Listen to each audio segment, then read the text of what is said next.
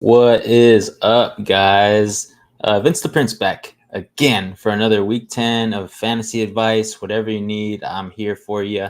Let's go ahead and get into it as I fix the screen here. But go ahead and put your comments down below once you guys get in here.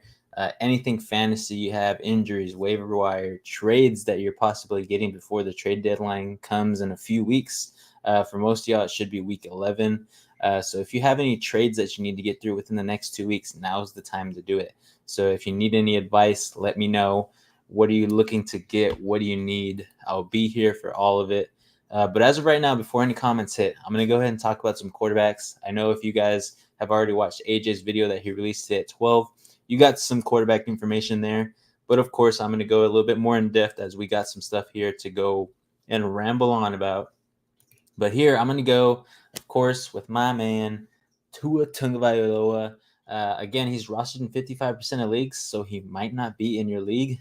But I still think that these past few weeks, he's still getting things going. Remember, this is like him restarting the season, basically. He hasn't been really able to practice in the past 5 weeks until he hit in week 8. But again, the team doesn't look very functional at this point in time for some reason. But I still think Tua deserves to be on rosters. Whether you're in a 10-man, 12-man, or 14-man league, he should be on a roster. He puts up a good 14 to 17 points in the past 2 weeks. And he's got the Rams, Las Vegas Raiders, and New England coming up in the next 3 weeks. I think he's going to be a guy that you should have on your roster here. He's going to need to pass it. Of course, HN is taking a lot back there. So HN does feed into his production and the passing game, but I do believe Waddle and Tyreek will become a resurgent type of duo again in this league. Now that the trade deadline is over for the NFL, we know who's going to be on whose team for the rest of the season going on as long as they're healthy. So I do think Tyreek Hill will get back to it. Let's see. So SMX SSH. I don't know how you say your name, but I think it's Smash. Because I know sometimes people use the X as an A. It says, hey, should I start Boswell or Seibert? I've been starting Seibert the entire year, basically. Basically, after week 1, I believe, is when I started starting him, basically. So let me search up his points and compare him to Boswell. I know Boswell has been doing good, but he's not as consistent week to week as Seibert. The past few weeks, though, 17, 14, 14. Again, he was on a bye this past week as the Steelers did not have a game. But going against Washington, they could have opportunities to get a lot of field goals. But again, I just think Austin Seibert being the best kicker in the league at this point in time, he is number 1. I think Washington is going to have some more opportunities to kick field goals as we've seen as of late. The offense hasn't been getting too much going, so not a lot of touchdowns for them. But a lot of field goals. So, again, I think Seibert is just a more consistent guy, but Boswell definitely has the higher ceiling. But we saw earlier in the year, didn't really get that many. So, again, it's up to you. I think that's a good problem to have at kicker there. You're looking at 2 guys that are going to give you double-digit points. So, I think that's a win in its entirety by itself. But again, as more comments come in, guys, make sure you're putting them down there in the comment section. I'm going to go through some more quarterbacks here until I get some there. But of course, AJ in his video, I believe he already talked about Aaron Rodgers. I believe he already talked about Matthew Stafford. I just want to reiterate on Matthew Stafford because, again, just like Tua, he has an easy schedule these next 2 games that I think you could plug and play him in. Miami and New England are his next matchups. Then he's got Philly, but week 13, as we should be getting ready to get into the last week of playoffs there. Week 13 goes against New Orleans. I think this is great as New Orleans just lost their best cornerback. So, again, I think Matthew Stafford should have a great game in these next 3 out of 4 games. I think he should be on the roster here. But one more quarterback I really want to talk about that I've been talking about for a long time, Drake May. He's only owned in 22% of rosters at this point in time, so I believe he needs to be on a roster. He's the 28th ranked quarterback, and he's only played a total of maybe 4 games if you add all his times and snaps together. Really, it's less than 4 games, and he's already ranked as the number 28th quarterback. But he's averaging 17 to 20 when he's healthy the entire game. Pretty good in my opinion. I think that deserves a starting position in majority of leagues. I know he's a guy that's great in Dynasty at this point in time. So for those of you who stashed him and waited for him to get back, Drake May is a guy. So other than that, I really don't like anybody else. Russell Wilson is probably a guy who should be on a roster, but again, only rostered on 24% of leagues. It just depends on the run game. Is the run game going to be heavily used in these next few games, or is Russell Wilson going to be passing the ball just around that 30 times per game? So again, Russell Wilson's looking good, but I don't think he's a starter above the rest of the guys that I just talked about. So in my opinion, those are going to be my starters at the quarterback position that should be put on a roster. Again, for those of you who are joining here, if you have any comments, injuries, waivers, trades, anything advice for fantasy football, go ahead and put them down in the comments. I will answer them. If not, I'm going to be going on here with my pickups that I will talk about in the quarterback, running back room, wide receiver room, tight end room, and of course, defense if needed. But going on to the running backs here, of course, it's going to be slim in any league that you are in at this point in time. In these 12-man leagues, I mean, this is my 12-man league that I have here. Guys like Warren, Spears, Algier, Justice Hill, Singletary, Ray Davis, McLaughlin, Gibson, Akers, who did pretty good this past game. He got a couple of carries, 6 carries for 46 yards. I like it. Those guys are really not what you're looking for. I know Khalil Herbert just got traded over there to the Cincinnati Bengals. Again, Brown is going to dip in his production. Khalil Herbert could possibly get some production, but again, I think he's mostly a handcuff there. He's probably going to be getting the amount of snaps that Jalen Warren is, but being less effective, in my opinion. So really, it's going to be slim pickings there. If there are some guys that I would like to pick up, I think it's going to be Algier because we've seen what he's done whenever Robinson does go down. I'm not wishing for any injuries here for any starting running back. But if there are guys that I'm going to believe in when somebody else before them goes down, it's going to be Algier. It's going to be Ray Davis. It's going to be possibly McLaughlin for the Denver Broncos. I mean, we've seen him go off sometimes whenever, what's his name? Javonte Williams, whenever he gets injured. So again, those are some guys that I think you should handcuff if they're not handcuffed in your leagues already. Just depends on how many people there. But a sneaky one that nobody has really been talking about all season is Roschon Johnson. Again, on the limited snaps that he gets, he is making points every single game. The past 6 games for him, he has had at least more than 4 points each game on limited snaps, nothing over 38% of the snap share there. And then, of course, when he's in, he's more of a pass-catching guy.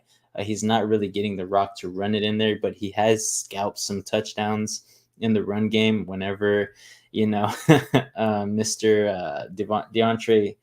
DeAndre Swift needs a rest. So in my opinion, I think this guy is a guy to have, especially in those deeper leagues, if you need some, a little bit of points here and there. But again, if DeAndre Swift gets hurt, I think Roschon Johnson fits in that scheme perfectly.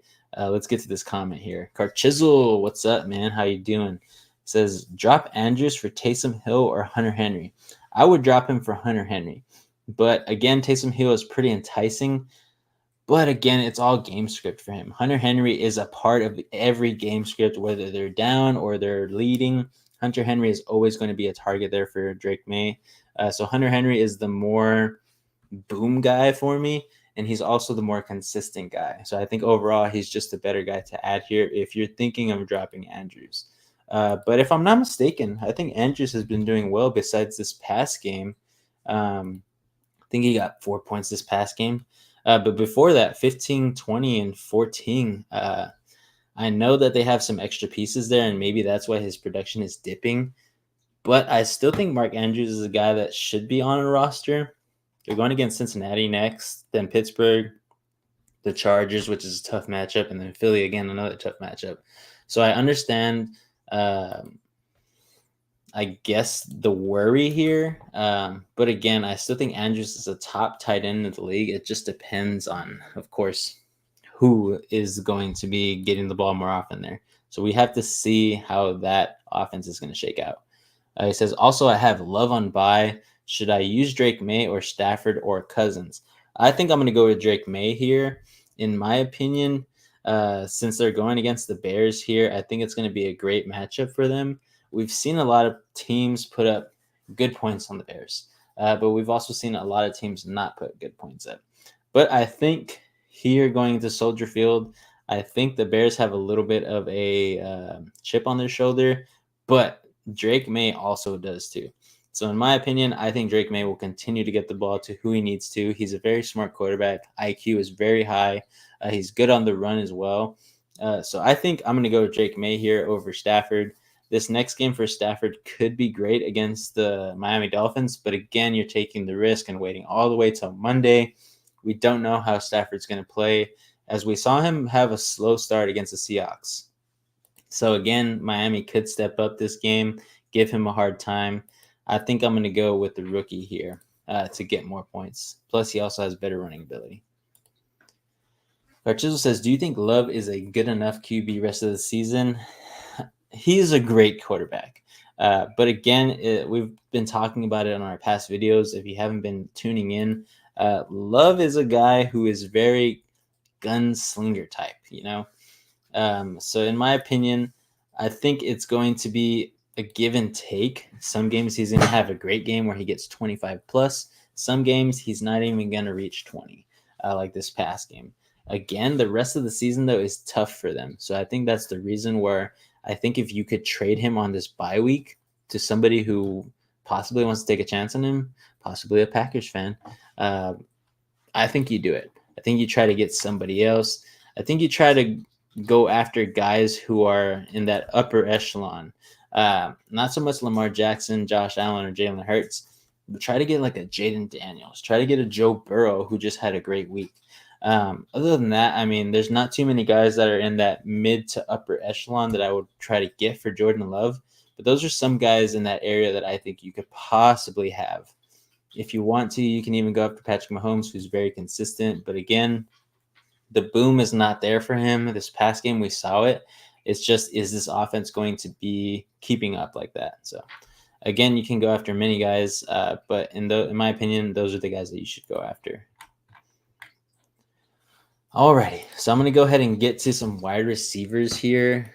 Again, it's probably going to be a little bit more of some options here rather than running back. But some guys that I really want to highlight on, of course, is Ricky Pearsall.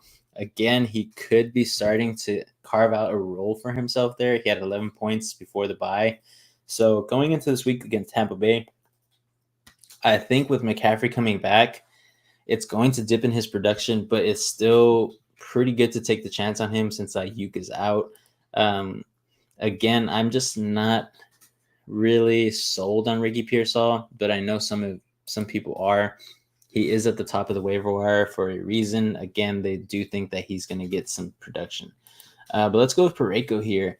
He says, trade Dell and Pollard for Chase Brown and Brian Thomas Jr. He says, how do you feel about Brown rest of the season? My other running backs are Henry, Dowdle, Brooks, and now my wide receivers are Neighbors, Evans, Brian Thomas Jr., and Waddle. All right, so you traded Dell and Pollard for Chase Brown. Again, I know they just traded for, what's his name? I'm already losing his name, to be honest. But I know they traded for somebody. So you got Chase Brown and BTJ. I like Brian Thomas Jr. He's definitely an upgrade to Tank Dell, in my opinion. Tank Dell was just not being consistent, and then with Nico Collins coming back, I still don't think Tank Dell will get enough production. Pollard, you're losing a great running back in Pollard, but Chase Brown has been doing just as well. Hopefully, with Chase Brown, they're not going to eat into his production with that trade. Let me make sure before I say the wrong name here. But I know they just traded for Khalil Herbert. There you go. Again, Khalil Herbert's not a starter in this league. He was barely, I guess you would say, the rotational guy from second string to third string there for the Bears. So again, I don't think he's going to eat too much into the production of Chase Brown, but he will get his touches. So I still like Chase Brown there. The only thing that I don't like is their rest of season. Again, closer towards the playoff times, he does have some more favorable matchups. But again, let's go through this. He's got Baltimore next. He's got the Chargers next. Pittsburgh. Dallas is probably one of his easiest games. Tennessee, probably another easy game as we're getting into that playoff mode there. But then Cleveland, Denver, and then, of course, if your championship is in Week 18, again, Pittsburgh. So, again, very tough matchups, 6 out of the next 8. That's the only thing I don't like about Chase Brown. Maybe you can flip him again to try to get something else better. But Brian Thomas Jr. is the icing, the cherry, everything that you need. I know he had a bad week this week, so this was a great time to trade for him. But Carchizo says, thank you. Thank you, sir. So, yeah, that's what I think about that trade. I think you definitely still did win there. You're getting 2 quality players that I think will still have their role on their specific teams. And you traded away some guys who are probably a little bit riskier going into the rest of the season, as we don't know the direction that the Titans are going to go in. We don't know the direction of where the receiving core for the Texans is going to go. Really, they're just depleted, so they're waiting for Nico Collins to come back. But yeah, let me get back to some of my wide receivers. If you guys have any comments as you come in here, go ahead and comment them down there. But another guy that I still think you should take a chance on, guys. In my opinion, I still think he's going to have a role carved out for him, even though Deontay Johnson and now Zay Flowers are there. I think Rashad Bateman is still a guy to go after. He has that boom type play ability, So I think Rashad Bateman in those deeper leagues should be on a roster. He's in 34% of rosters right now for sleeper. So again, go after him if you really need somebody. I think going into later in the season, especially as we're getting closer to the playoffs, we got 4 more weeks for majority of people. I think Rashad Bateman is a guy to go after, to lean on. I think he'll start getting you points as this offense really gets a hold of itself. Carchizzle said, I forgot to add, I also have Hawkinson. Would you consider playing him this week? Let's see. The Vikings are going up against the Jaguars. I mean, it's a quality play. Again, I just don't know how his role is going to be carved out in the Vikings offense. Of course, we've seen him play well in past years, so maybe this game was just like a reintroduction to him. But of course, let's go ahead and go over here to Mr. Hawkinson. I also have him in one league. I don't think I'm going to start him until maybe week 11 when he has an even easier matchup against Tennessee. But Jacksonville has been playing pretty well. Their defense is getting some stops here and there. But again, Justin Jefferson, Addison, Naylor, Aaron Jones, they all take precedent over TJ Hawkinson at this point in time, in my opinion. Really, Sam Darnold has not really leaned on his tight ends. Johnny Munt will get some stuff here and there, but nothing crazy. And Josh Oliver, Nick Muse, they really didn't get too much action because Justin Jefferson demands targets. Jordan Addison is a red zone guy. So again, TJ Hawkinson is going to have to insert his way in there somehow. And I just don't know if it's going to happen this week. He only played 45% of snaps this past game in week 9. It could go up, but I think week 11 and week 12, maybe even as late as week 13 is when he's really going to be propped up. So if you want to use him as some trade bait, you can. But I think he's also good to hang on to. He's a late sneaky guy. So again, it just depends on how your roster looks. I know you set it up here. But I think especially if you're going to take a chance on Hunter Henry, it's good to have him above TJ Hawkinson, in my opinion. But it's up to you. Let's see. Pareko says, also have Lamar and Daniels as my 2 Superflex quarterbacks. That's awesome. He's like, so now my lineup, once Evans is back, will be Lamar, Henry, Chase Brown, Malik Neighbors, Mike Evans, Jaden Daniels, and Ferguson. I like Ferguson there. He also says, if I get Sutton on waivers tomorrow, would you trade him for Amari? So Amari Cooper has been doing pretty well. I actually like the production that he has been putting up for the Bills. Of course, it's always going to go up and down. I know that he was out, and that's why his production was so bad against Seattle. But again, when he went up against Tennessee, I think it was really good just to see what he was going to be like with this Bills offense. Again, he's 30 years old, so you can't expect him to keep going off like this. He is a great receiver still, though, and he's pretty big, 6'1", 210. But his schedule looks very nice, in my opinion. Indianapolis does not have the lockdown defense. Kansas City might have a little bit on him there. Again, the Bills and Kansas City games are always pretty dang good. So again, he could go off, but his average to score as the projections is 12. I think it's not bad to have Amari even just on the bench. So if you get Sutton and somebody is down to give you Amari Cooper, I think it's great. But I also like Sutton, man. So if you get him, I would want you to probably hold on to him. I know that these past few weeks he's been doing great. As Bo Nix continues to, carve out his role here in the NFL, and especially with the Denver Broncos, I think their schedule also looks pretty favorable. Next week against Kansas City, you may not want to start Courtland Sutton, but you also might. So again, the past week, 17 and 23 points in week 8 and 9. I think he's going to go on a run here. We've seen Courtland Sutton have great games before, and he usually has a bad game after 2 good games. So again, I think you sit him versus Kansas City, but Atlanta and Las Vegas, he's going to feast. We know that the Denver Broncos are not a team to let off the pedal once they go up in a game. So Courtland Sutton is still going to be getting some receptions. So for now, I like Courtland Sutton over Amari Cooper until Amari Cooper gives out a little bit more, especially with Keon Coleman also possibly out for a little bit longer than just a week. He says, thanks for the advice. No problem, Perico. So Smash says Robert Woods or Nelson Aguilar. Reason is because Laviska Shenault is on a bye week. I'm very actually surprised that you got Laviska. Shenault has been pretty good. My question is, what that day that he scored the touchdown against the 49ers on that kick return, did you get some massive points for that? Sometimes I know some leagues for like kickoff return touchdowns for a player, they give like 10 to 20 points for a return touchdown. So let me know down in the comments if you got some crazy amount of points that game. But Robert Woods, I think right now is probably going to have the best opportunity to get consistent points. It's not going to be a lot though, guys. Because of course Nico Collins is going to come back, but Nelson Aguilar as well. It's about the same. Again, we just talked about it. Deontay Johnson, Zay Flowers, and Rashad Bateman are going to be the guys that are going to get majority of the passes. And as we've seen, really, how much passes is going to be distributed by Lamar Jackson on a game-to-game basis. You're really just picking straws out of a hat there to see. But both of these teams are kind of run heavy now. With Mixon there and the Texans, Derrick Henry there for the Baltimore Ravens. These games could just totally turn around and these guys could become irrelevant. But Robert Woods, in my opinion, has the most opportunity to get some more starting time. Even when Nico Collins comes back, it'll be Nico, Tank Dell, and most likely Robert Woods over Xavier Hutchinson or John Mechie. But they're all still going to save some face there in the offensive schemes.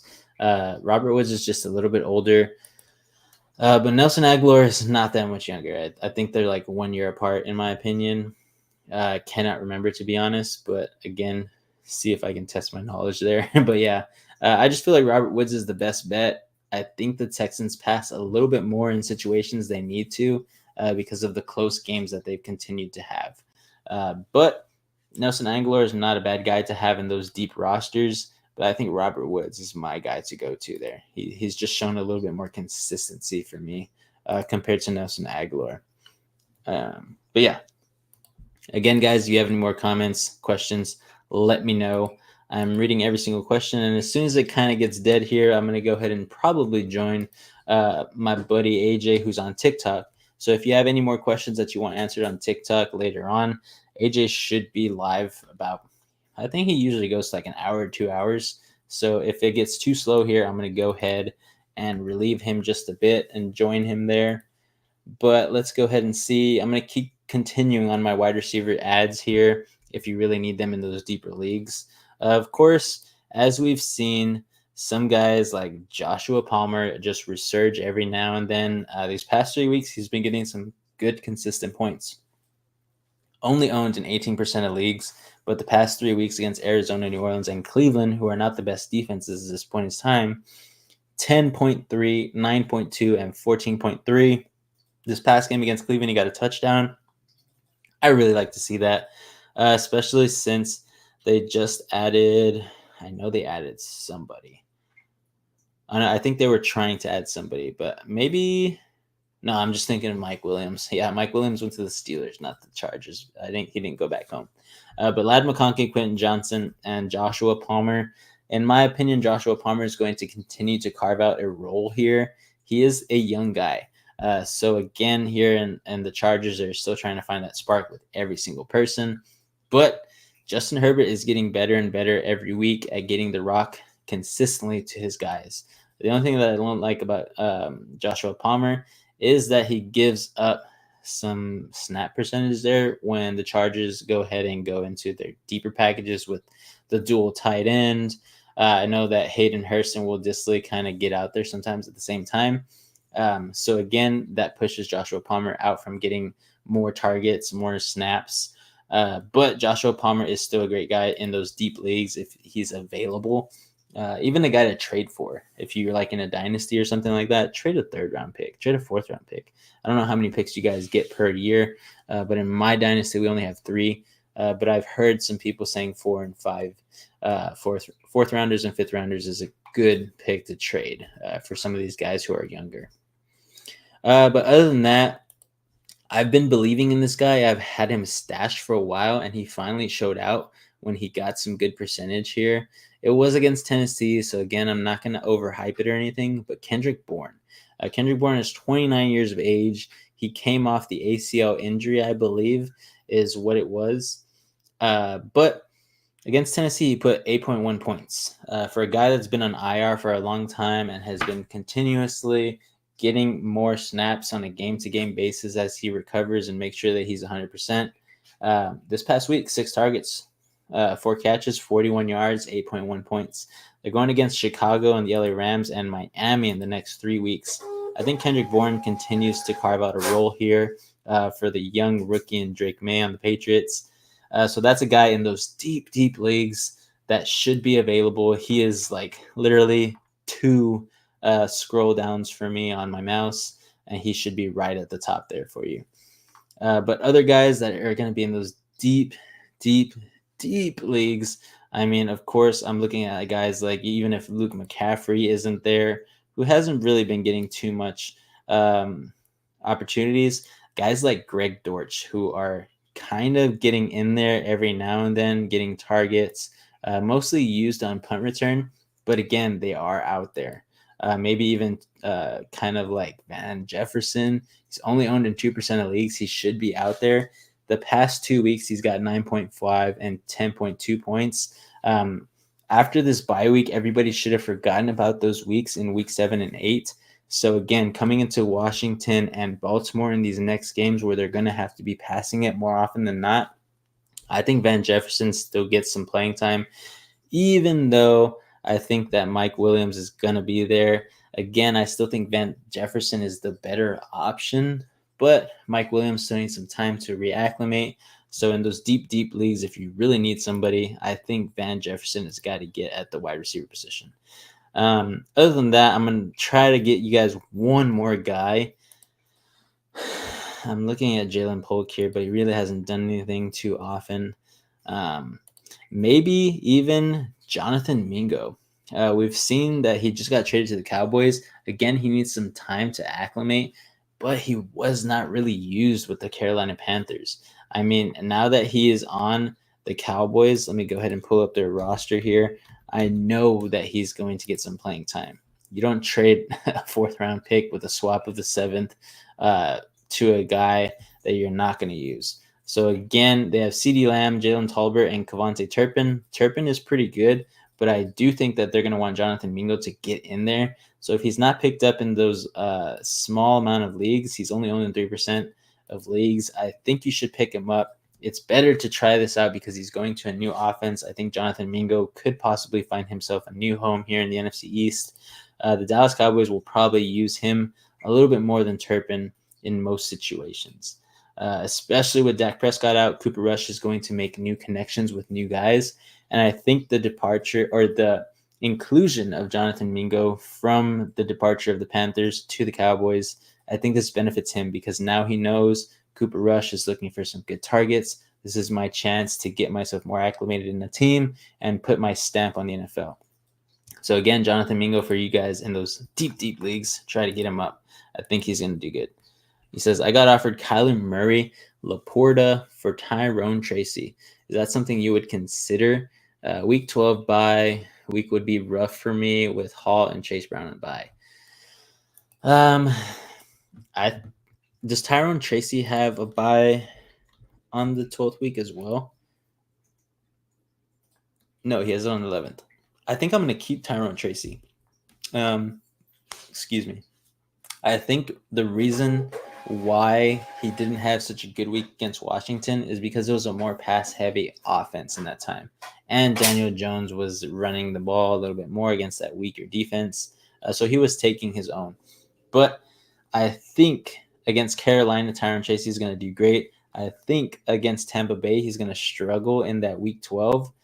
So again, I'm not against it. But to have a guy, especially on those bye weeks of week 12, Tyrone Tracy is looking good. He could defy the odds like he's done before. He's ran great against multiple teams that are really good, including the Steelers, who have a great offense. But we've seen him put up some good numbers week to week. I think against Tampa Bay and Dallas after their bye week in week 11, he is going to be the same guy. So in my opinion, I would keep Tyrone Tracy here.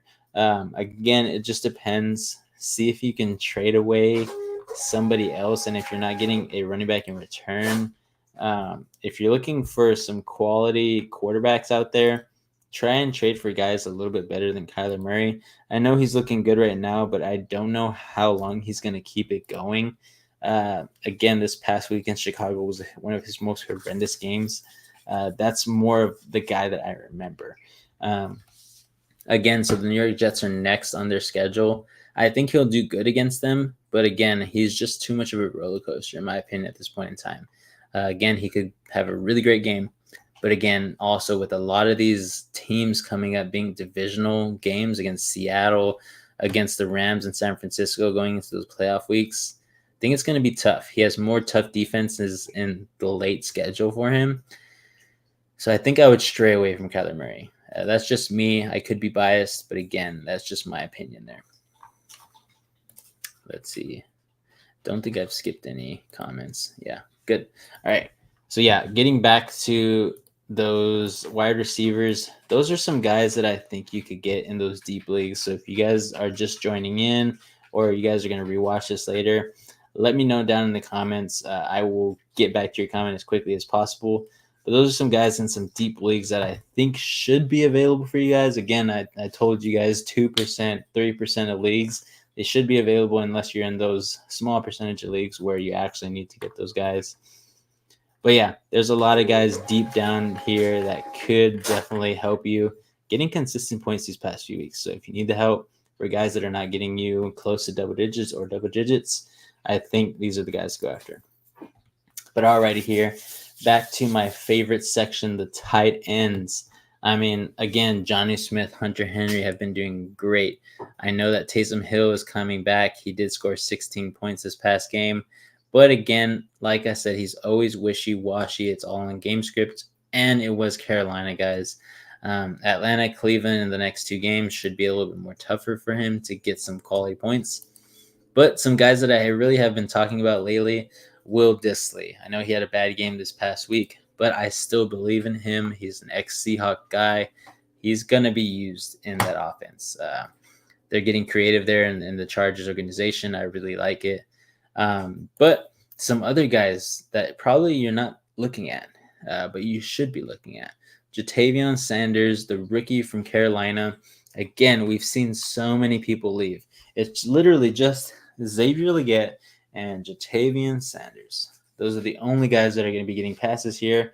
This benefits Jatavion a whole bunch. We saw it this past week, even though they just traded away Jonathan Mingo.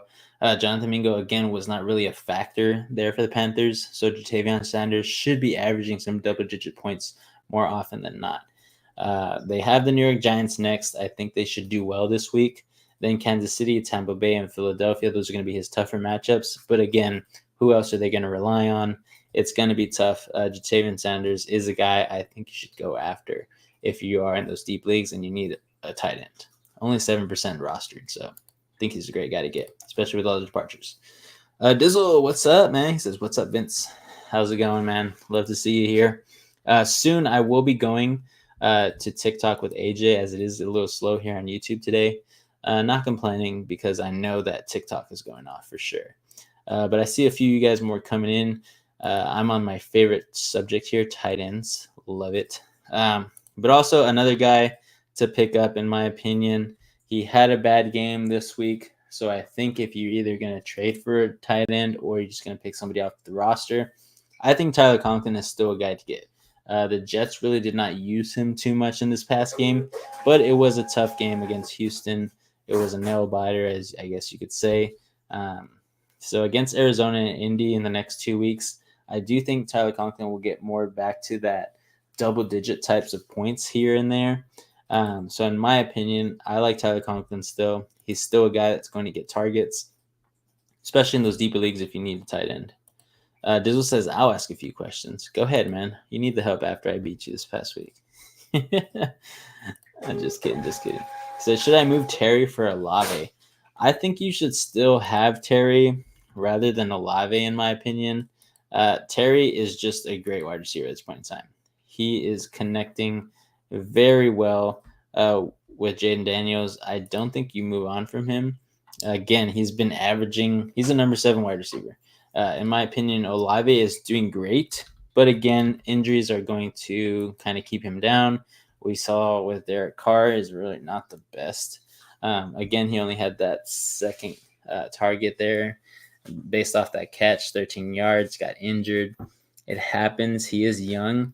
The only reason that I would move on from Scary Terry and move to Olave is probably for dynasty purposes. But in my opinion, I just don't think it's going to be good there for the Saints. He is basically the only guy that they're going to be passing to all season besides Alvin Kamara. But I still don't like the situation. I like Terry McLaurin.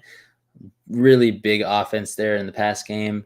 I think he's going to continue to be getting consistent touchdowns here and there, as well as the yardage. So against Pittsburgh and Philly, these next 2 games, it's going to be a little tougher on Terry McLaurin, but the upside is there tremendously getting into those playoff weeks. He's got Tennessee right before the playoffs. He's got the bye in the first week of the playoffs, so that stinks. But then he's got New Orleans. So if you need a guy in that first round of playoffs or second round of playoffs based on what your playoffs bracket is like, Terry McLaurin is your guy against New Orleans. Dizzle says, I don't know if I should keep Terry or sell him high. You could sell him high for sure. I think you could possibly get a bunch of guys in return, whether you need a running back or whether you need wide receiver, quarterback, whatever.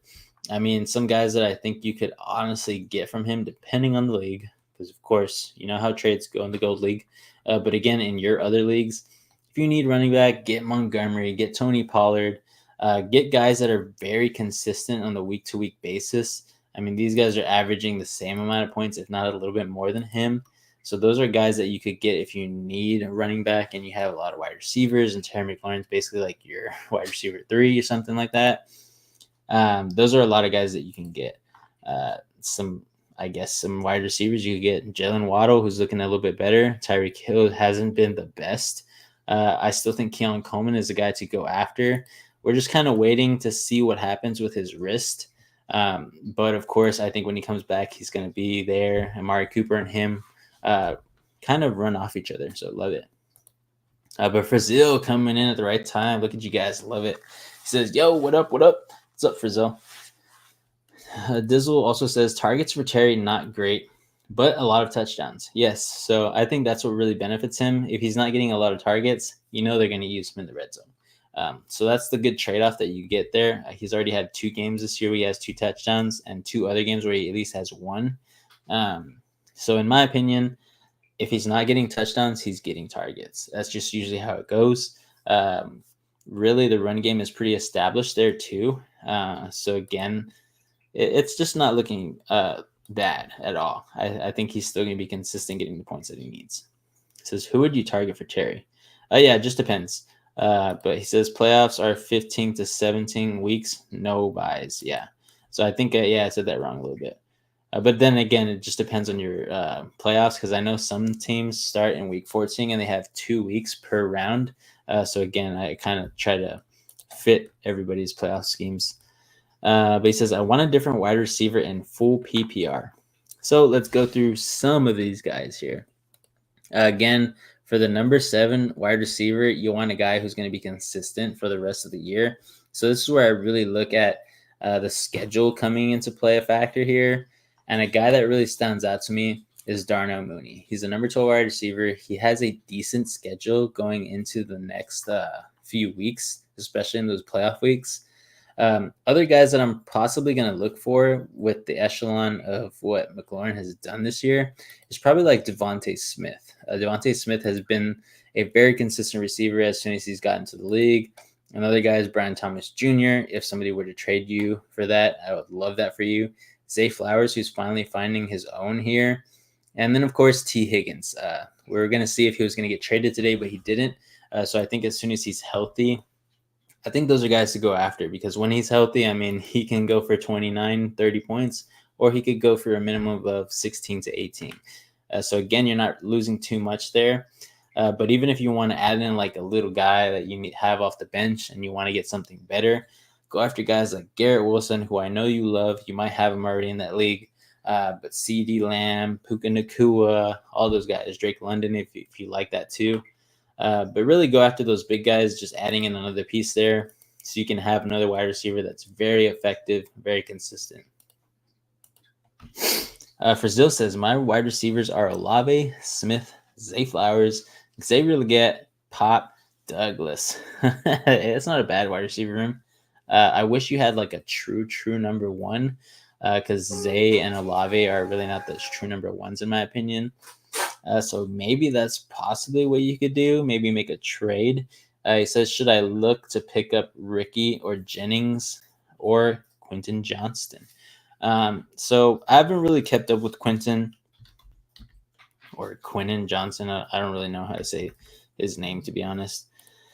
But Big Q, I mean, this past game, 22 points. He's kind of getting back to that form of what we thought he could be in the first 3 weeks of the season. But again, I don't think this is going to last long, in my opinion. It maybe will last 1 to 2 more weeks, but then they have the tougher schedules.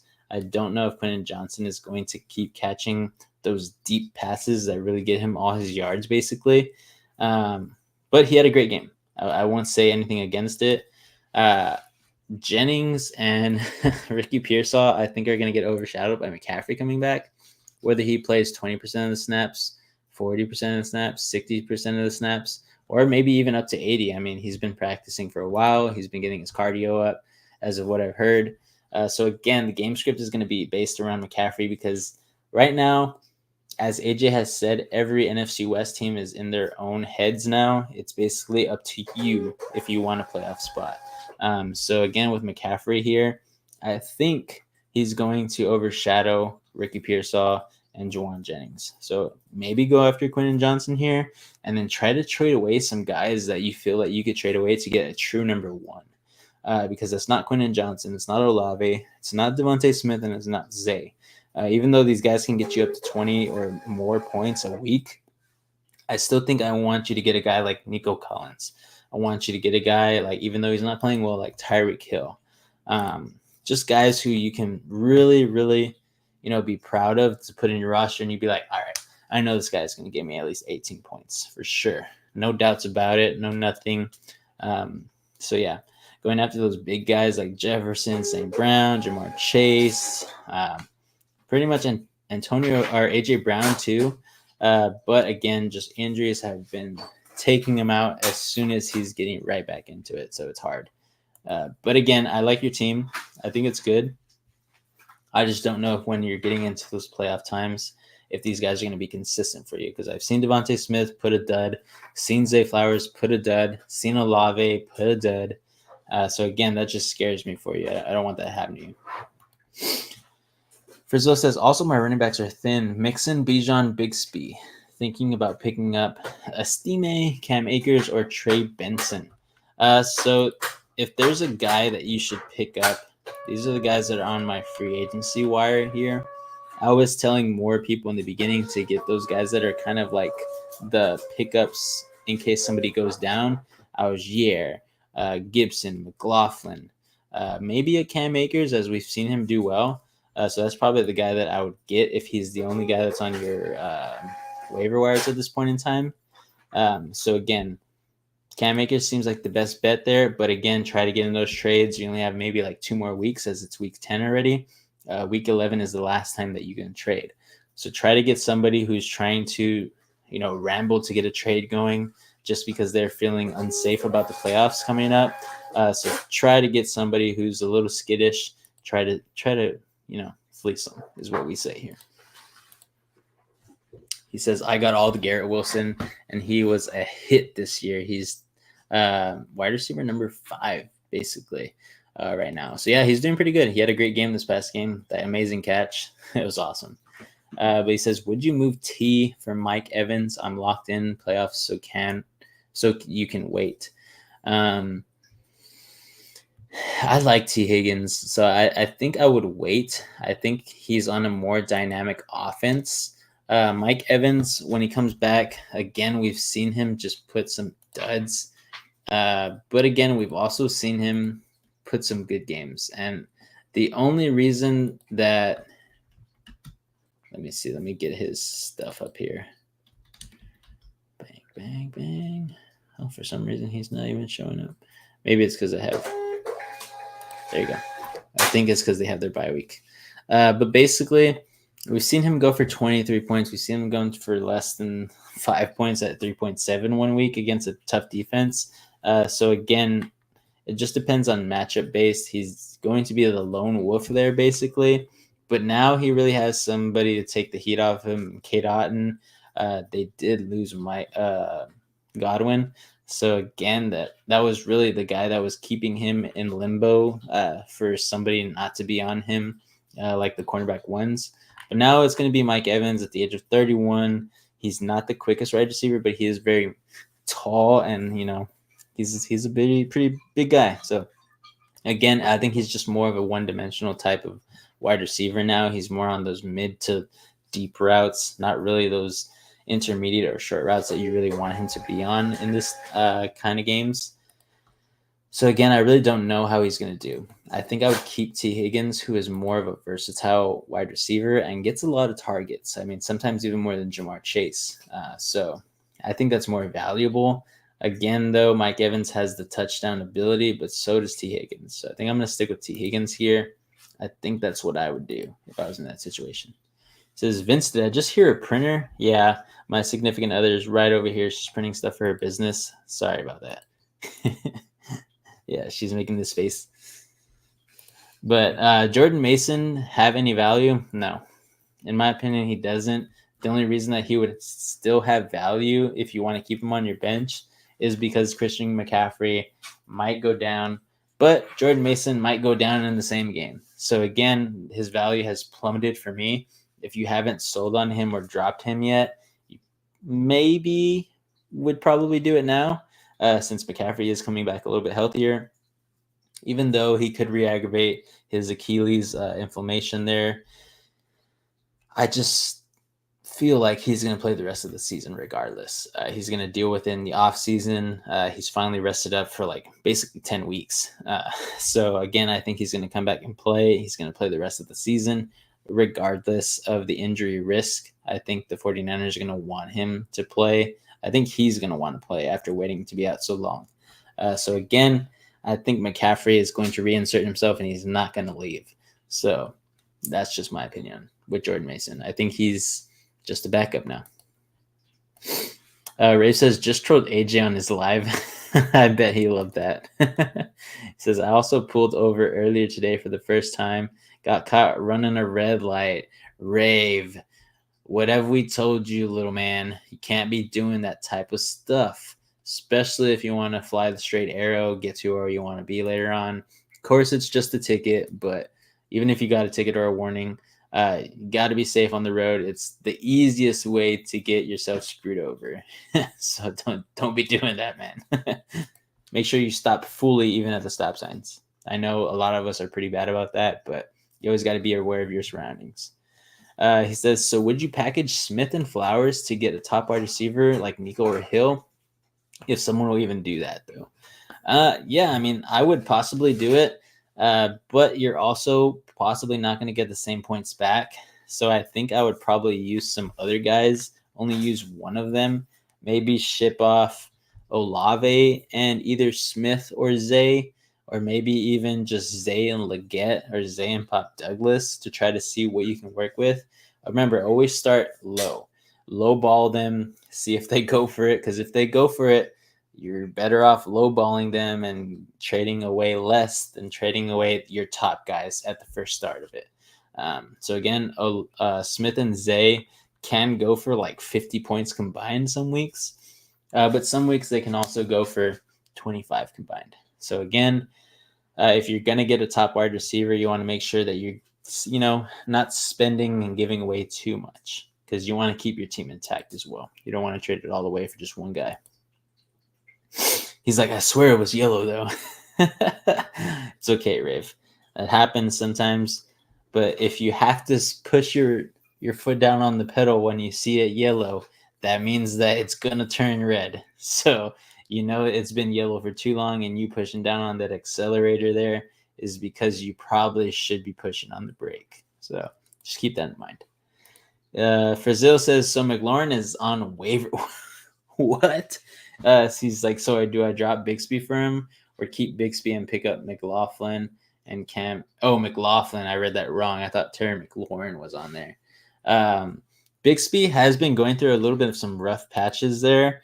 I still like his possibilities because, again, he could go for those 23, 25 points. But again, this is the Jaguars. They don't have the best offensive line. They still have a decent one, but they have some tough defenses coming up. Minnesota, Detroit, Houston. Those are his next three matchups. I think it's going to struggle a little bit. In my opinion, I think you probably still hang on to Tank Bixby because he's basically their fringed running back one. I think he's good in the flex, in my opinion, because basically I don't think Travis Etienne is going to outpace him in these games. He does have tenure on him, but again, I still think that Tank Bixby gets the majority of the carries and snap share there. So I think he has better upside than McLaughlin. So I'd rather you have a running back one, even though he's not producing at this time and he could produce later, than you drop him and somebody else pick him up. So who else do you have to drop that you could possibly drop to maybe get Cam Akers? I think Cam Akers has a little bit more of a role on that offense as they're trying to find a spark since they haven't been doing so well. Dizzle says, just pop the gummy. Dizzle going loopy. Oh my gosh. You and Big Money, you guys love your little drogas. Rave also says, I got a written warning. Well, good. At least it was a warning. It is still written, though, so it's kind of still on your record there. But, try not to get another one because the next time you get stopped, they're most likely going to give you a ticket. Dizzle says, think I want to trade in my car after having it for a year and a half. I want a bigger SUV. What do you drive right now, Dizzle? I could see you in like a minivan. Yeah. Hauling on the highway like I see all those minivans going like 90 miles per hour and they have kids in the back and everything. I could see that for you, Dizzle. Is Debo considered a top wide receiver? I like trading Flowers and Leggett for Debo. I like Debo. Again, it's just injuries. Right now, 49ers got the injury bug. And as we've seen, Debo can go for, basically 18 every single game if he's healthy. Right now with Ayuk out, And McCaffrey coming back, it takes the load off of Debo, so I still think that he gets a lot of usage. But again, let's look back at 2023 when he was basically healthy for the entire season. That's what we could see with the combination of McCaffrey and Debo. These defenses get tired when they have to worry about Debo, Kittle, McCaffrey, etc. Especially now with Jawan Jennings and Ricky Pearsall coming into the loop there, that offense really tires out defenses. So this could benefit for Debo Samuel. So I do like that. Again, I am biased here, but I think I'm biased in the right way. I know Debo is a beast. I know what he can do. So again, I like it, especially with the rushing ability from Debo as well, as they want to ease McCaffrey into the game. So I like that. If somebody goes for that, I love it. Dizzle says, but that wouldn't be smart financial decision. Yes, it wouldn't, Dizzle. Stick with your car. You'll be fine. You'll grow out of that stage in a little bit. He says, I have a free spot on my bench. I can use it for Cam. Yeah, do that. Why are you going to drop Tank Bixby for that? Just pick him up. I think he's the better of the two there. McLaughlin, again, is just a handcuff. So, again, you'd rather get the guy who's getting the handcuff production already. Frizzo says, I do have Keaton Mitchell, so hopefully I won the lottery, stashing him on IR for so long. It's not bad. I mean, I also was thinking about doing that in Dynasty. I just ended up not doing it because I'm like, do I really want to save him for that long and then end up not needing him? Because I have a lot, and I mean a lot of young rookies in the running back position. So Keaton Mitchell, when does he has a chance to play in week 10? So again, I mean, he's like the third string guy. I think Justice Hill still is a little bit better than him. But again, he is younger, so I do believe that the Baltimore Ravens are going to try to utilize him just a little bit so he can get some playing time. But again, I don't know how much Keaton Mitchell will get there. He is a smaller running back too, so we'll see. But again, I think keeping him on IR as long as you can, if you don't need to make any changes to your rosters, is a smart move. But we'll see. We'll see. So it's not even a big Papania guy. He's like either like never smoked, only eat. Oh, I see. I get you. 2020 Audi SQ5. Oh, is that the really small one? I feel like I've recognized that name before. He says got it for a steal. The dealership mid-priced it by $5,000, but it's just a little bit too small. Yeah, see, I knew it was the small one. He says it's fully paid off though. That's good, man. I mean, especially if it's a 2020. So you paid that off pretty quick. Good job. My significant other just paid off her vehicle as well. And I mean, she got it for a steal as well. It's a diesel car, Volkswagen. They're selling right now for, what are they selling for? What? Your car? 36,000. Like 36,000 here in Texas, and she got it off the lot for 15. So she's fully paid it off. I think it was like 13, 14. Yeah, 13, 14, but she ended up paying like about 15 after all, the years that she paid for it. But it only has coming up on 100,000 miles, and usually those diesels last for like 300,000. So we got a steal. So we're going to have that car for a long time. But Frazil also says, I have Ferguson and Otten. Oh, gosh. Otten, pickup of the century midseason, waiver wire number 1 tight end there. He says, who should I keep rest of the season? So that way I can package one of them with Smith and try to aim for a top receiver. I like that. I like that idea. Let me see. I know that they have the bye week coming up. So maybe, just maybe, you hold on to him for a little bit longer. But I know that trade line is coming up too. So you might not want to do that. But again, you might just take the risk in week 11, especially if you have a locked-in playoff spot and you're okay with not having a tight end that's going to produce for you on that week, and you might end up not getting the dub. That's totally fine with me.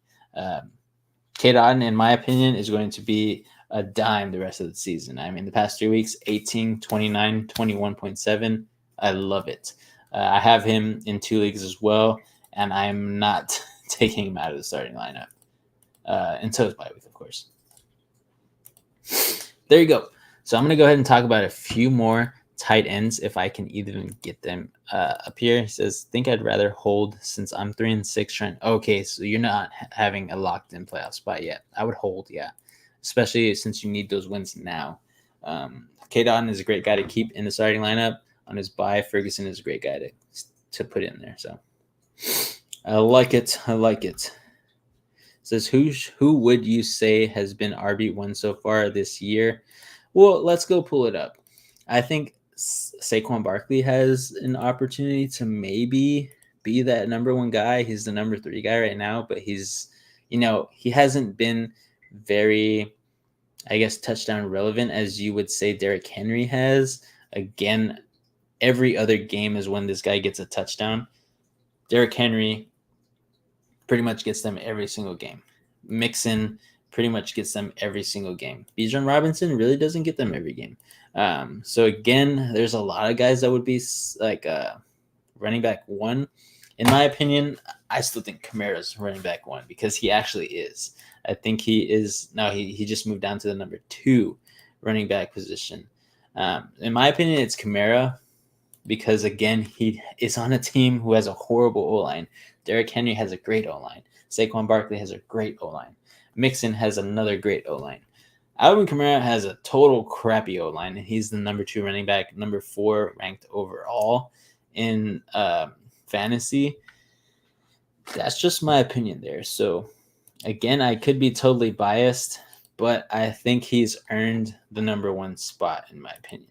But Derrick Henry, he is the king. I cannot say against it, but getting all those touchdown opportunities really uplifts his stock, I guess. That's why he's the number 1 running back. That's why he's the number 3 overall, just one place ahead of Kamara in each category there, and just fantasy overall and running back position. But again, when you have 1, 2, 3, 4, 5, 6, 7, 8, 9, 10, 11 touchdowns in 9 weeks versus just 6 touchdowns with Kamara, I mean, well, I'm not even counting passing touchdowns. 11, 12, 13 overall touchdowns for Derrick Henry really props you up when you multiply that by 6. I mean, what is that? 6 times 12 is 72 plus another 12 is 84. So basically he has 84 points alone off of touchdowns when Kamara only has, 12 times 6 again is that 72. Yeah, basically Kamara has 1, 2, 3, 4, 5, 6, 7 touchdowns. So 7 times 12. Help me do the math, guys. My math might be like totally wrong too. Or 6 times, let's see, 1, 2, 3, 4, 5, 6, 7. 6 times 7, what's that? 42. 42 versus the 84. Again, doubling that. So if you give the same amount of touchdowns to Alvin Kamara, or you take down the touchdowns from Derrick Henry doesn't even make it into the top 5. So Alvin Kamara is my number 1 running back. In 14-man league, I'm ranked 6th for points for, but last for points against. That stinks, my guy. 3-6 is rough, especially in those 14-man leagues. But I think you said this past week on Monday, you said 8 make it to the playoffs, right? So I don't know if you ever got back to us saying what 7th and 8th place are ranked as of their record. So go ahead and put that down here. I want to see how far away you are from a spot. He says, geez, didn't realize he has that many. Yeah, it's a lot. He says Hurts steals so many of Saquon's. I know, dude. I said it in this past video on our Monday overreaction. If Saquon was just getting the rock instead of Jalen Hurts, he would have a case for the number 1 running back. Again, I think I said he's the number 3 or number 4 running back. Number 3 running back. Number 9 overall in fantasy. Again, if he was getting the same amount of touchdowns that Jalen Hurts just snipes and hawks away from him, I mean, he would have a case for the number 1 running back at this point in time. He's doing great, so it's crazy. He says 7th place is 5-4. I play him this week, which is good. If you get the dub against him, you push him down, giving you a better chance to maybe win 1 or 2 more games and basically go past him. Again, what are the projections there? Sorry, I hope I'm not asking too many questions, but what's the projections there? Are you looking like you're going to win? if you want, you can send in the Discord a picture so you don't have to type it all. But he says 8th place is 4 and 5. So again, I think you have a pretty good avenue up there to get into that last spot and possibly be a guy who just takes out the number 1 or number 2 or number 3. I don't know how your playoff bracket's going to work. Basically, those guys in the playoffs who you shouldn't beat, but you end up beating. So you never know. He says, yeah, send to pick. Awesome. But yeah, I really try to invest in you guys. I really want to know what happens in your fantasy leagues. So keep us posted in the chats and everything, especially in the Discord. We love to keep up with you. We love to hear that we helped you get into the playoffs and possibly get to the championship and win it. That's the ultimate goal here with this channel. We want to help people as much as we can win their fantasy leagues because it is ultimate bragging rights and it reflects well on us. So Bull Rush Mafia, I'm assuming is you. Kamara Harris TDs. Oh my God, that's so funny, especially right now with the election. Let's see. So right now you're projected to win. I really like that. He has some guys on bye who he's probably got to take out, or he actually has already put in his guys because of buys, I'm assuming. I think you win this, my guy. I mean, Smith and Flowers against his Wilson and Tolbert. I think you win with those two guys. You're Mixon and Bijan Robinson versus his Stevenson and Brian Robinson. I think you win that as well. Kate Otten, I think he beats out Laporta. Douglas, I think you might possibly not get the points you want there. He might get Michael Wilson, to get a little bit more points than Demario Douglas, but we'll see. I think Younghoe Koo gets more points than Ryland, but it also could be evenly matched. So again, really don't know there. And then you still need a defense to put in. So that gives you an extra maybe 5, 6, 7 points, depending on who you can get off of waivers. So I really think you have a great chance to win here. This is going to help you get into that playoff spot. So you're doing great. Let me get into some defenses here for the week. Of course, I don't know who is on your waiver wire in that 14-man league. Again, I don't know how y'all's bench works. If players in your league have like 2 defenses stashed just for the rest of the season, but if you can possibly get maybe some defenses like the Buccaneers, possibly they're going against the San Francisco 49ers, who haven't looked like themselves. I know McCaffrey is back, but I just don't think that the 49ers can get it all figured out in 1 week and go on a rampage. If you could possibly maybe even get the Steelers defense, which I think is really not a possibility for you. Some other guys are the Chargers, maybe the Lions. I don't know. I think that's a long stretch there. But it's kind of hard here because, of course, we have Cleveland on a bye. We have Green Bay. We have Seattle on a bye. In my opinion, if New York is there too against Carolina, I don't think that's a bad idea with all the guys that have left. Again, though, Chuba Hubbard could put up a lot of points there against the New York Giants on the rushing. But I also wouldn't mind you getting the New England Patriots defense if they're available. So again, it just depends on what's available for you. Oh, you actually sent the defensive options. Awesome. That's why I love you. So yeah, New York is there. The Jets are there. Arizona is there. I think I'm going to ride, in my opinion, with New England. Again, New England traded away a piece in, I think, Josh Uche to the Kansas City Chiefs. So it does take some production away from New England. Let me go ahead and check what they've been doing this past few weeks. But I'm surprised there's a lot of defenses there for you. Let me see if I can find them. There you are. Yeah, against Tennessee and against the New York Giants, they've gotten 4.5 and 8.4. Again, it just depends on how your league scoring goes there. But yeah, I also wouldn't mind you getting New York. New York does get a lot of sacks there. If Bryce Young is playing, I know he's going to make a lot of mistakes possibly. So again, I wouldn't mind you doing that. So in my opinion, I think that's also another opportunity for you to get some good points. So New York has a great defensive line. They have a decent backfield as well. So I think you could get some quality points there if that's what you'd like to do. So those are my options. Let's see. It says you invested in Dizzle's Love Life. Of course, I always invested that. We always talk about it whenever it comes up. It says, what's the deal with Laporta this year? Not killing you with his scores, but nothing booming. Yeah, I mean, it's just a case of them adapting to Laporta. I feel like tight ends in general haven't had the best of years this year. I feel like they're trying to get away from using tight ends for some odd reason. I don't know why, because we've seen guys like Kate On just benefit from it. We've seen guys like Hunter Henry just benefit from this. So again, even guys like what's his name from the Miami Dolphins, Johnny Smith. I mean, we've seen guys like Zach Ertz still benefit from getting pass catching there from their young rookies. I think tight ends are just a godsend, in my opinion. But yeah, so those are guys that are just like at the tight end position that I think should be used more. So Laporta, I think it's just the scheme. They run the ball a lot more. They pass it a lot less. We've even seen Amon-Ra St. Brown not get the quality touches that he's expecting every single game. So again, it's just the Lions. They have too many mouths to feed there. It's hard. He says, I sent the defensive options. Yeah, there you go.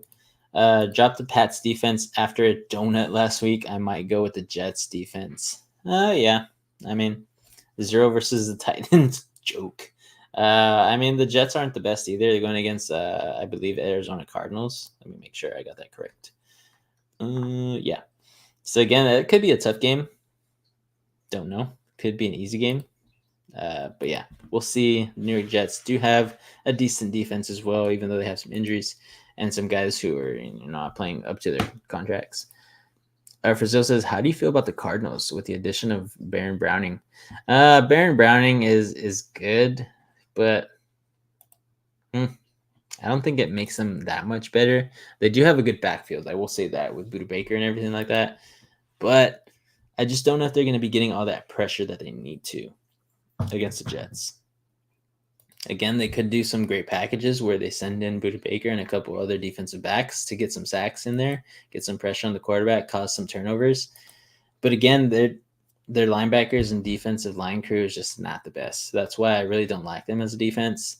But I have not been keeping up with what they've been doing on the defensive side, just because again, it's the Cardinals. The Cardinals are going to Cardinal. They really don't put all their eggs in a basket on the defensive side there. So in my opinion, I think I'm just gonna not go with him. That's just me.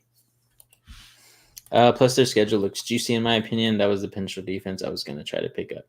Again, I just could be biased, but from what I've seen, I don't like the Cardinals. The rest of the season is not that bad, but I just would stay away. They don't have the defense that I would put all my eggs in a basket for, They have been doing some quality work here and there, especially against Chicago this past week. But I just don't know if they'll keep that going. Maybe in the playoff times, if you can get them in week 13 when they play Minnesota and stash them, because going against Seattle, New England, and Carolina in those getting into the playoffs or in those playoff weeks, I think it's great to have them. So maybe then you could do that. But really against tough matchups that pass the ball a lot, they really don't do all that well. They could also get you negative points like they have done this year. San Francisco at Tampa Bay or New York Giants in London versus Carolina. Defense question. I think I'm going to go with the New York Giants. We've seen what Tampa Bay can do even against a good defense in Spagnuolo's Kansas City defense. So they can put quality points up. I think the New York Giants have a better chance against Carolina, especially with all that jet lag, if you want to talk about it. Carolina and Bryce Young, I just think it's a potential for disaster there that the New York Giants should win. Rod's going to cook Arizona this week. We'll see. Betting against them. Wish the Chiefs got Kamara. He's the perfect fit there. That would just be a super team, man. I would hate that. Kamara would play great in my opinion, but Kareem Hunt is playing very, very well for them. I don't see why they need to go after a guy like Kamara. I like Kamara staying in New Orleans for the rest of his career. I think that's where home is for him. he doesn't want to leave either, and I don't think the Saints are ready to like trade him away like they have with everybody in that draft class that he was drafted in.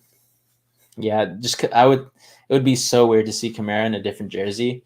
If anything, I'd want him to be in a Seahawks jersey. I would love that, but again, it still would just be weird seeing Kamara not in a Saints jersey. Says, I'm scared Bryce Young will have his breakout game versus the Giants. International games can be freaky deaky. Yeah, I guess they can. But again, I'm still not putting all my eggs in a basket for Bryce Young to go off. This past game, he played decently well. I won't knock on him. I hope the best for him. I hope he can finally get something going. But again, I mean, 16 for 26, 171 yards, a touchdown, and an interception. I think that's his stat line. That's the highest that he's going to go against the New York Giants, maybe up to like 225 passing yards. But I still think he throws an interception. I still think he has a fumble here and there. He's going to get sacked. The New York Giants just have a great defensive line. I'm going to reiterate this. I mean, Sexy Dexy, Dexter Lawrence, those guys on the defensive ends there. I mean, they're playing insane. So again, I don't want to butcher their names because again, I just suck at pulling up names when I need to when the moment is right. But this D line, Dexter Lawrence, I mean, their linebackers, maybe Okereke is pretty decent. But let's see, Azeez Ojulari. Raheem Nunez-Roches, who is very underrated at this point in time as another defensive tackle who gets in there. Brian Burns. I mean, they traded for him in the blockbuster trade with the Carolina Panthers. The D-line is there. They get pressure so much. I really like them. I just like it, dude. And they have a good, underrated backfield. That defense is good. It's just the offense that sucks, and that's why the Giants suck. It's not the defense. Says, I'm going to bed, gummy hitting. All right, Dizzle, you have a good one, man. Thanks for coming. Says, so you like the Giants or Patriots defense? I like the Giants.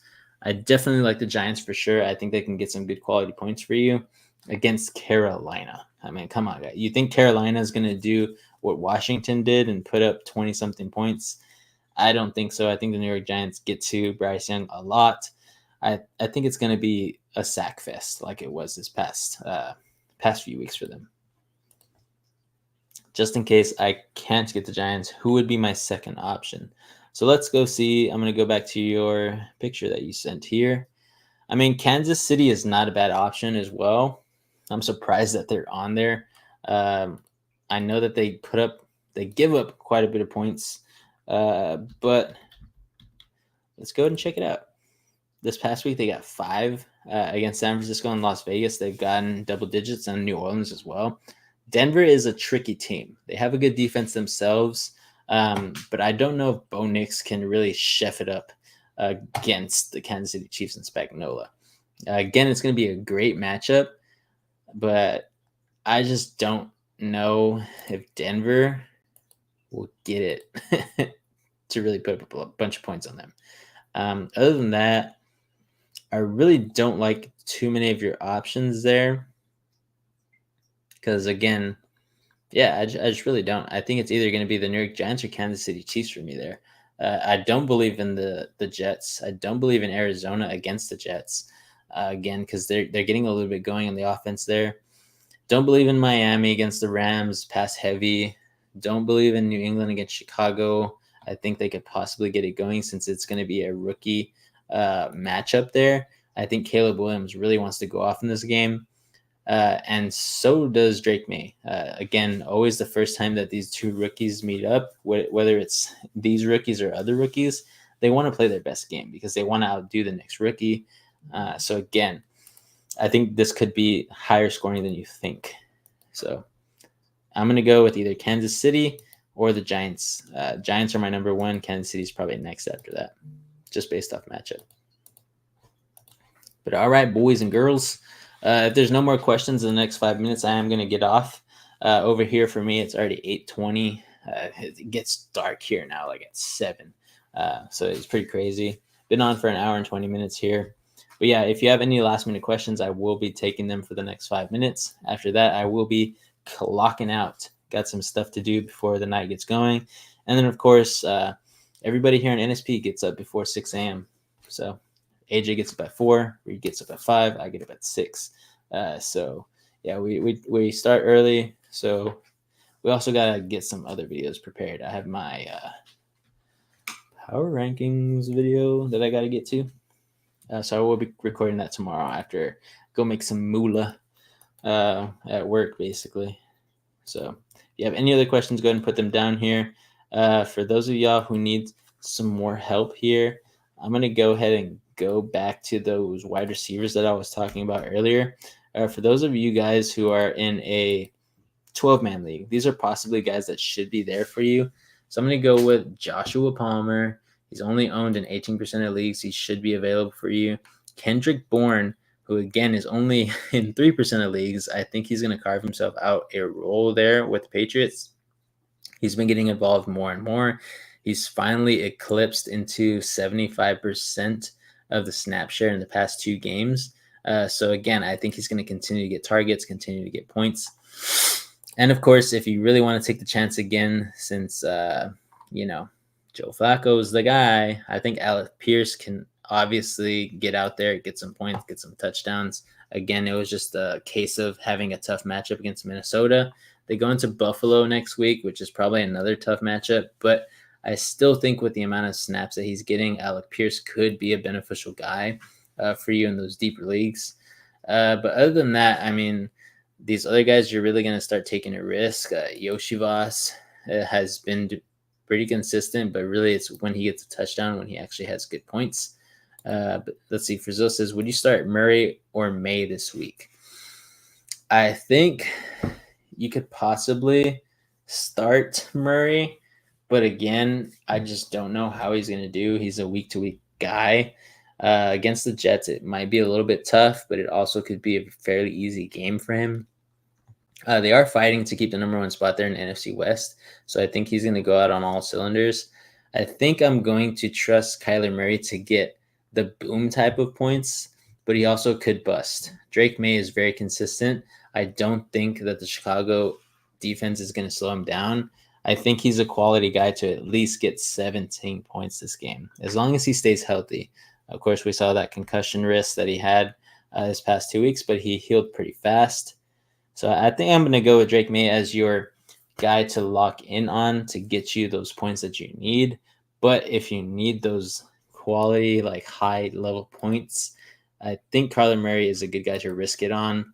I know you have him in your starting lineup already, but I think you could roll with him if you wanted to. But let's see. I'm going to go for a few more wide receivers here. Jalen Naylor, again, he's only owned in 4% of leagues, but he's also getting quality points. Past 3 weeks, 11.6. He had a bad game in this past 2 games, 3.6 and 7.7.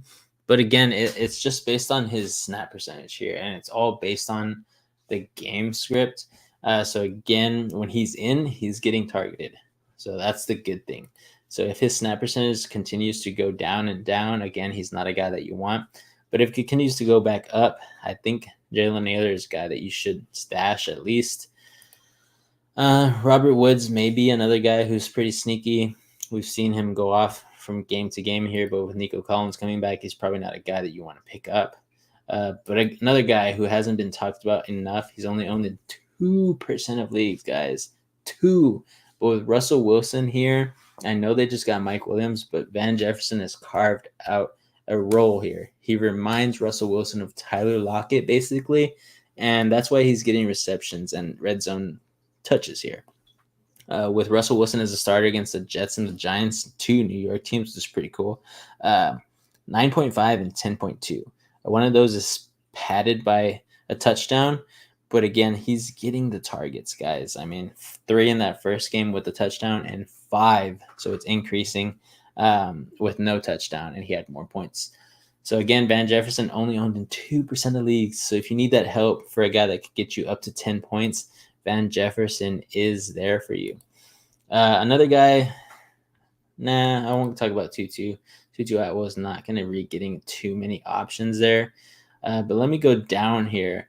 Now, these are like guys that are way, way down there for you guys who possibly will not want to pick them up. But these guys are getting the quality points. Let me see if I can find him. Where are you? Nope, not him. Can't seem to find him at this point in time. And his name always eludes me. You guys know how I am with names. They just elude me from time to time. Here we go. Calvin Austin as well. Calvin Austin has been getting a consistent 4 to 5 targets every single game for the Steelers as well. Again, I think Mike Williams will need to get acclimated, but going against the Washington Commanders, this might be a high-scoring game for the Steelers versus the Commanders. Last week, he had a touchdown. He had 3 receptions. He had 20 points, guys. Again, Russell Wilson is elevating these guys who possibly didn't get a lot of playing time. And he's been on 50% of the snap share for the past 2 games. So I think it will continue to increase. Those guys are available, guys. Really only owned in 2% of leagues, 3% of leagues. So again, those are the deep guys that nobody's really paying attention to. But they do fairly consistently, and they get some points. Let's see. I'm going to go through these last 2 comments, and then I'm going to dip, guys. He says, would you rather have Leggett or Pop Douglas? That's a tough one. Just because, I mean, Xavier Leggett basically is the only guy there for the Carolina Panthers besides Jatavian Sanders at the tight end position. I think that I'm going to roll with Xavier Leggett.